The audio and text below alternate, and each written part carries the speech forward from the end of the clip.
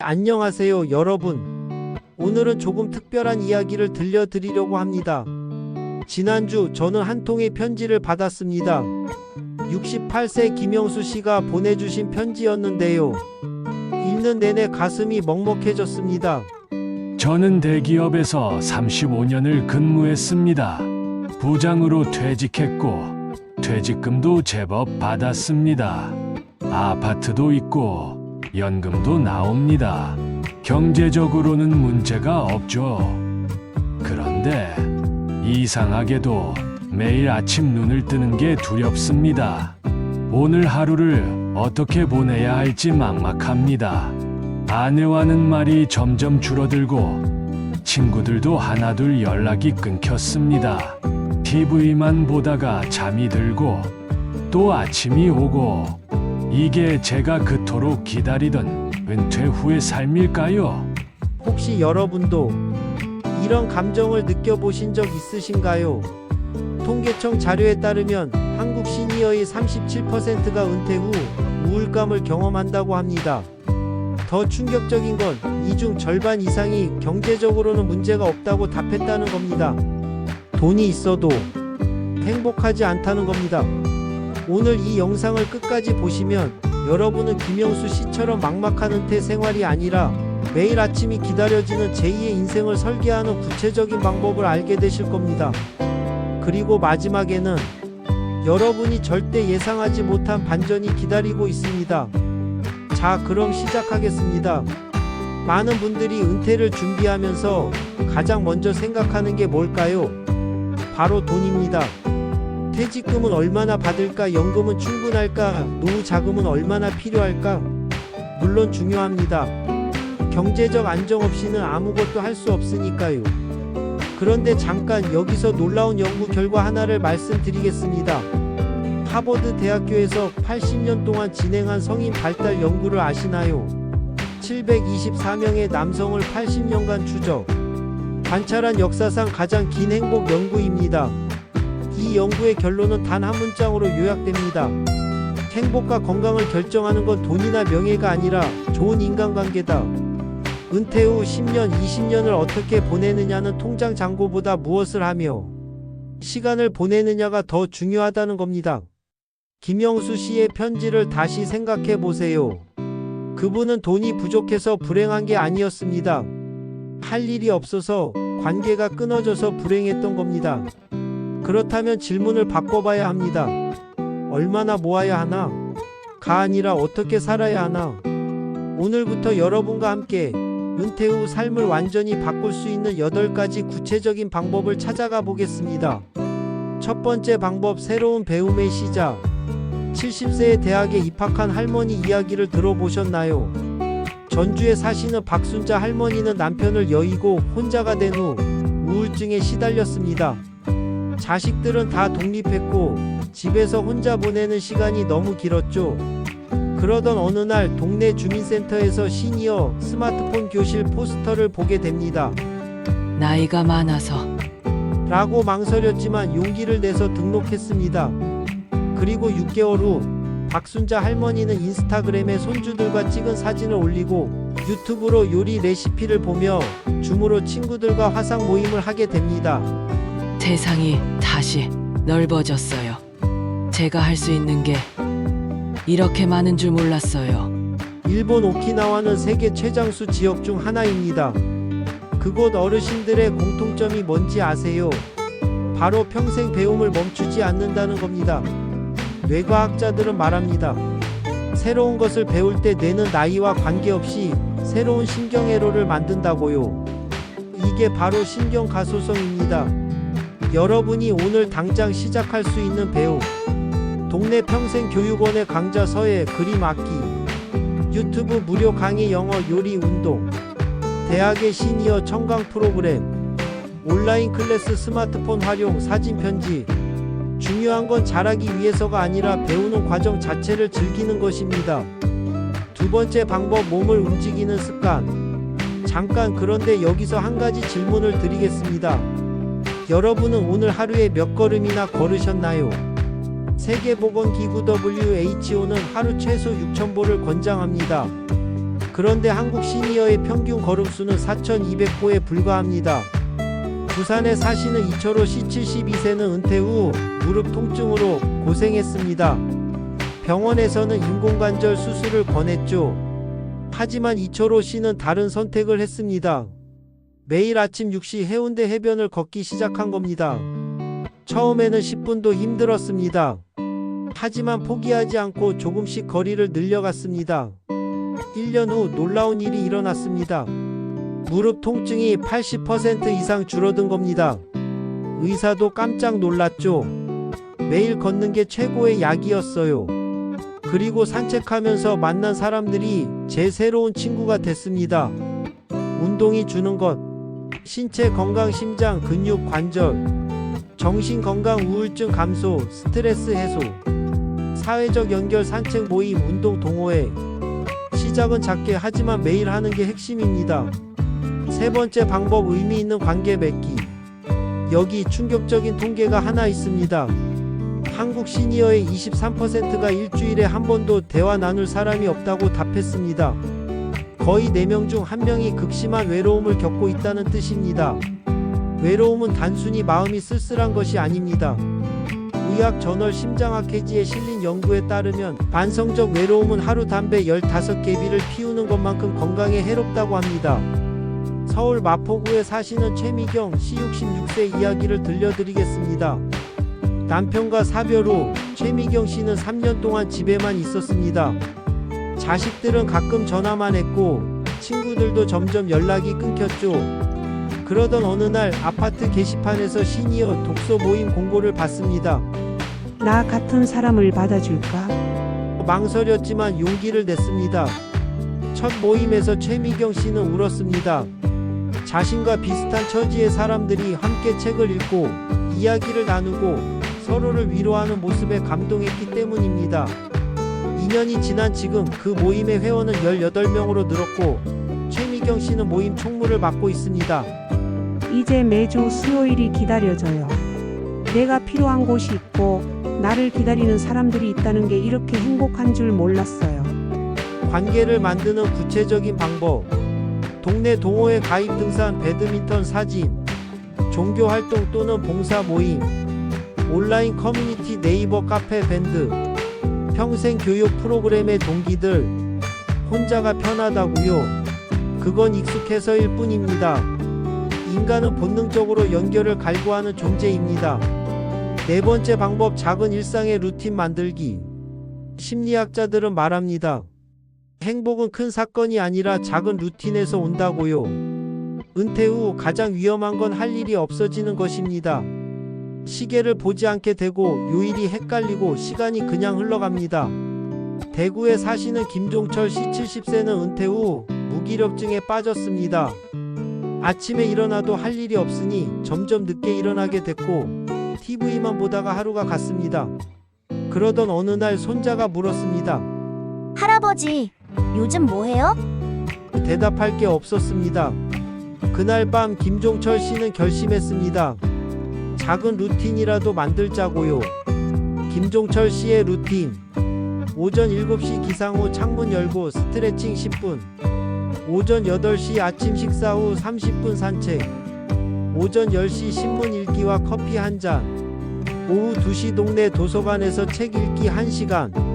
저녁 6시 손자에게 안부 전화. 단순해 보이지만 이 루틴이 김종철 씨의 삶을 완전히 바꿨습니다. 매일 할 일이 있다는 게 이렇게 중요한 줄 몰랐어요. 이제 아침이 기다려집니다. 루틴의 힘은 예측 가능성에 있습니다.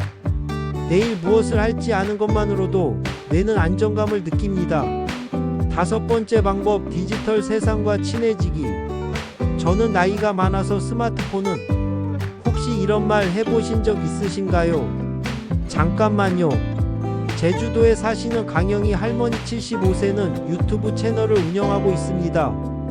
구독자가 12만 명이나 됩니다. 채널 이름은 75세 할매의 제주 일상입니다.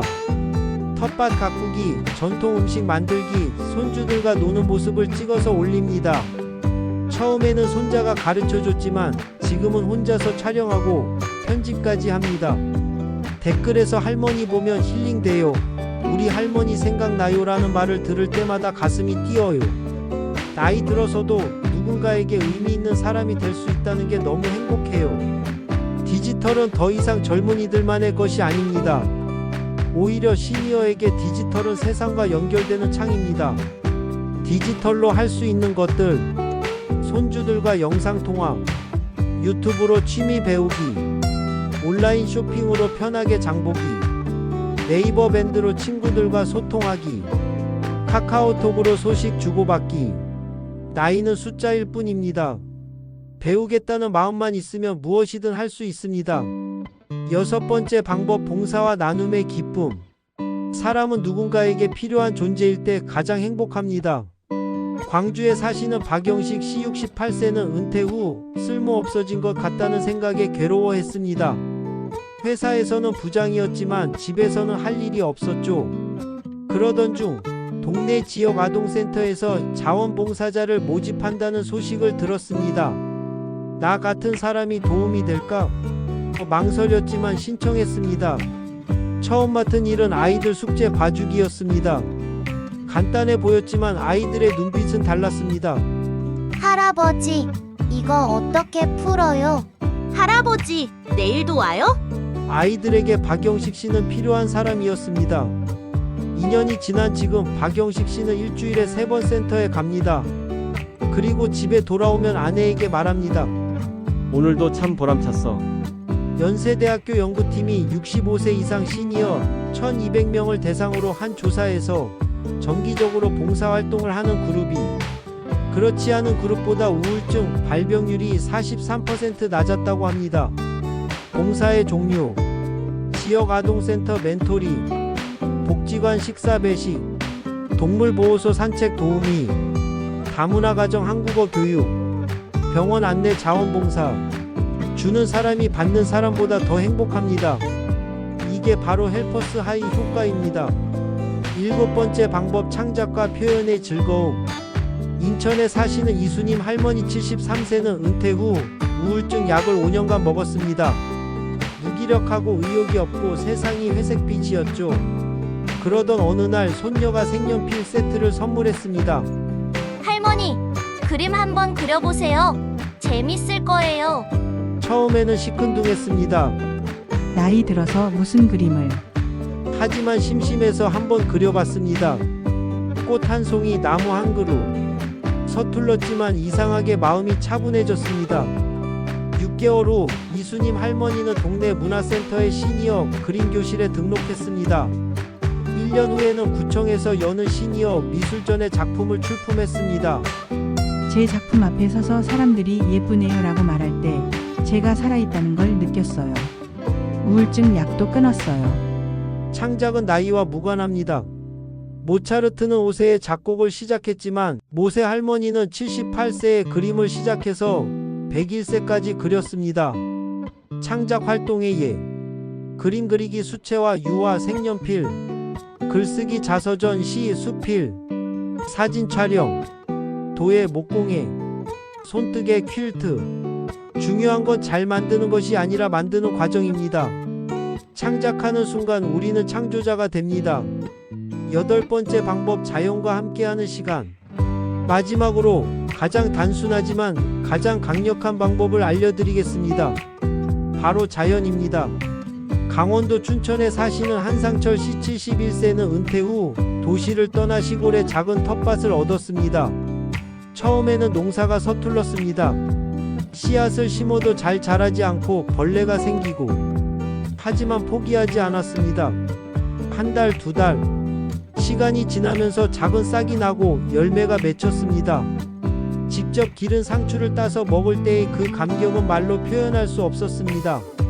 흙을 만지고 햇빛을 받고 바람을 느끼면서 제가 자연의 일부라는 걸 깨달았어요. 스트레스가 사라졌어요. 스탠퍼드 대학교 연구팀은 자연 속에서 20분만 걸어도 코티솔 수치가 현저히 낮아진다는 연구 결과를 발표했습니다. 자연과 함께하는 방법. 텃밭 가꾸기, 상추, 토마토, 고추, 베란다 화분 키우기, 주말 숲 산책, 산책길 나무 관찰 일기, 새소리 듣기 명상, 자연은 우리에게 아무것도 요구하지 않습니다. 그저 있는 그대로를 받아줍니다. 자, 여기까지 8가지 방법을 말씀드렸습니다. 그런데 잠깐, 여러분께 처음에 말씀드렸던 김영수 씨 기억하시나요? 대기업에서 퇴직하고 경제적으로는 문제가 없었지만 매일 아침이 두려웠던 그분 말입니다. 사실 놀라운 일이 있었습니다. 김영수 씨는 그 편지를 보낸 후 제가 답장을 드렸습니다. 그리고 오늘 말씀드린 것과 비슷한 이야기들을 나눴죠. 6개월 후 김영수 씨에게서 다시 연락이 왔습니다. 선생님, 저 이제 괜찮습니다. 아니, 괜찮은 정도가 아니라 요즘이 인생에서 가장 행복합니다. 무슨 일이 있었을까요? 김영수 씨는 동네 평생학습관에서 시니어 기타 교실에 등록했습니다. 젊었을 때 기타를 치고 싶었지만 바빠서 못했던 꿈이었죠. 처음에는 손가락이 굳어서 코드 잡기도 힘들었습니다. 하지만 매일 30분씩 연습했습니다. 3개월 후 동네 공원에서 열린 시니어 장기자랑에 나가서 통기타로 가시나무를 연주했습니다. 박수를 받았습니다. 그리고 그날 같은 강좌 수강생 5명과 은빛 기타 동호회를 만들었습니다. 지금은 일주일에 2번 모여서 연습하고 한 달에 한 번은 요양원을 찾아가 공연을 합니다. 제 기타 소리를 듣고 어르신들이 눈물을 흘릴 때 제가 아직 누군가에게 의미 있는 사람이라는 걸 느꼈습니다. 돈으로는 살 수 없는 행복이에요. 더 놀라운 건 김영수 씨의 아내도 변했다는 겁니다. 남편이 집에서 우울하게 TV만 보던 모습에서 벗어나 활기차게 기타를 연습하고 친구들을 만나는 모습을 보면서 아내도 용기를 얻었습니다. 아내도 꽃꽂이 수업에 등록했고 부부는 다시 대화가 많아졌습니다. 같이 늙어가는 게 두려웠는데 이제는 함께 배우고 성장하는 게 너무 즐겁습니다. 바로 이겁니다. 은퇴는 끝이 아니라 새로운 시작입니다. 여러분, 오늘 이 영상의 핵심은 단 한 문장으로 요약할 수 있습니다. 은퇴 후 삶의 질은 통장 잔고가 아니라 매일 아침 일어나는 이유가 결정한다. 돈은 필요합니다. 하지만 충분하지 않습니다. 진짜 필요한 건 배울 것, 움직일 이유, 만날 사람, 할 일, 표현할 방법, 나눌 기쁨. 이 모든 것들이 여러분의 제2의 인생을 만듭니다. 서울대학교 행복연구센터 최인철 교수는 이렇게 말했습니다. 행복은 찾아오는 게 아니라 만드는 것입니다. 특히 노년의 행복은 더욱 그렇습니다. 지금 이 순간 여러분께 질문 하나 드리겠습니다. 내일 아침 눈을 떴을 때 당신을 설레게 할 한 가지는 무엇인가요? 만약 답이 떠오르지 않는다면 지금이 바로 시작할 때입니다. 작게 시작하세요. 동네 평생학습관 홈페이지 한번 클릭해 보세요. 친구에게 먼저 연락해 보세요. 10분 산책을 나가 보세요. 유튜브에서 관심 있는 강의 하나 찾아보세요. 오늘이 가장 빠른 날입니다. 60대, 70대, 80대. 숫자는 중요하지 않습니다. 중요한 건 지금 이 순간 어떻게 살 것인가입니다. 김영수 씨는 68세에 기타를 시작했습니다. 박순자 할머니는 70세에 스마트폰을 배웠습니다. 이수님 할머니는 73세에 그림을 그리기 시작했습니다. 너무 늦은 나이란 없습니다. 여러분도 할 수 있습니다. 혹시 오늘 영상이 도움이 되셨다면 좋아요 버튼을 눌러주세요. 그리고 구독 버튼도 함께 눌러주시면 앞으로도 시니어 여러분의 행복한 노후를 위한 유익한 정보를 계속 전해드리겠습니다. 댓글로 여러분의 이야기도 들려주세요. 나는 이런 취미를 시작했어요. 이런 방법으로 삶이 바뀌었어요. 다음에는 이런 주제를 다뤄주세요. 여러분의 이야기 하나하나가 다른 분들에게 큰 용기가 됩니다. 마지막으로 제가 가장 좋아하는 문구 하나를 남기며 오늘 영상을 마치겠습니다. 인생의 마지막 장은 가장 아름다운 장이 될 수 있습니다. 그 펜을 쥔 사람은 바로 당신입니다. 오늘도 건강하시고 행복하세요. 감사합니다.